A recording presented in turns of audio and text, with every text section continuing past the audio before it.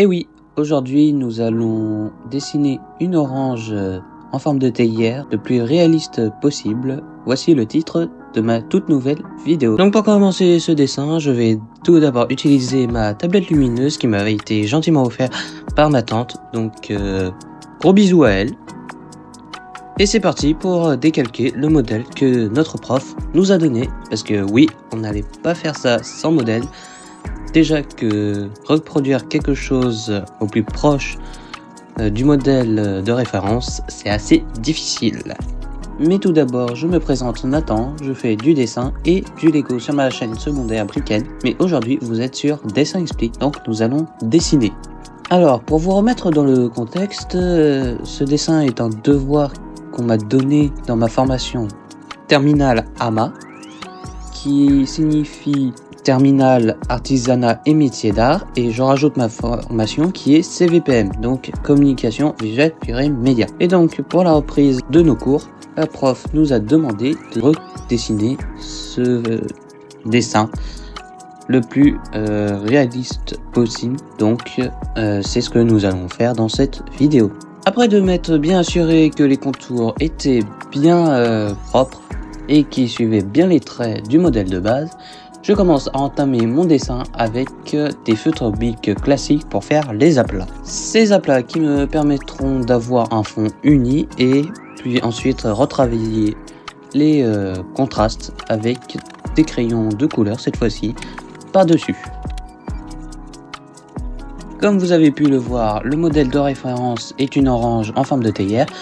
Donc pour reproduire le grain de la peau de l'orange, j'utilise tout simplement le grain du papier qui est le côté le plus rugueux de ma feuille actuellement. Ce qui me permettra du coup avec mon crayon de couleur de juste légèrement frotter le dessin avec la mine pour avoir un léger contraste tout en gardant ce côté ondulé et rugueux de la peau de l'orange. Bon alors, comme je n'avais pas de marron dans le pack de crayons de couleur que j'avais, j'ai utilisé de réutiliser un autre crayon, donc aquarellable, donc légèrement plus gras que ceux que j'utilise, mais très pratique. Donc avec ce marron, je l'utilise pour créer les zones d'ombre et améliorer les contrastes entre l'aplat, le crayon de couleur orange pour créer le grain de la peau de mon orange et enfin les zones d'ombre.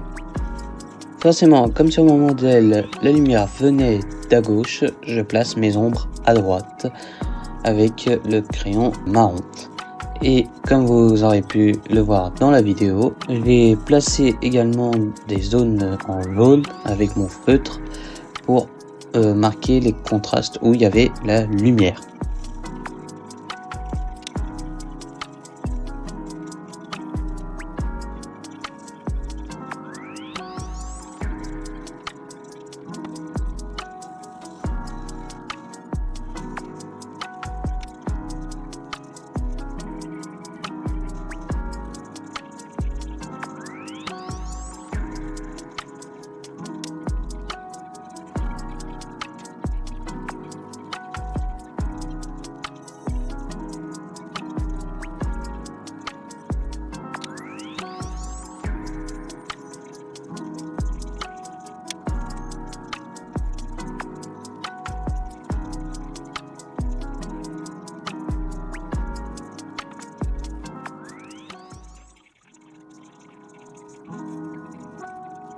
Avec mon feutre noir, je viens directement ancrer le texte de l'étiquette qui était Curtis, donc ça doit être une marque de thé.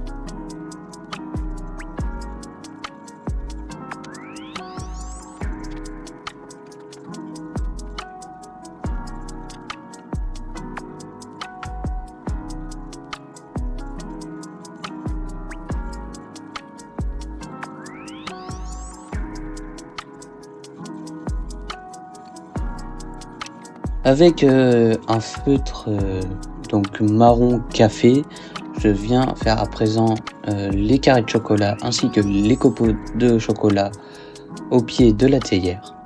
Et je reviendrai avec le crayon de couleur marron qui m'a aidé pour faire les ombres, pour réaliser cette fois-ci les contrastes de mon chocolat. Alors ce que je vous montre ici en vidéo n'est pas la première version du dessin de l'orange que j'avais réalisé.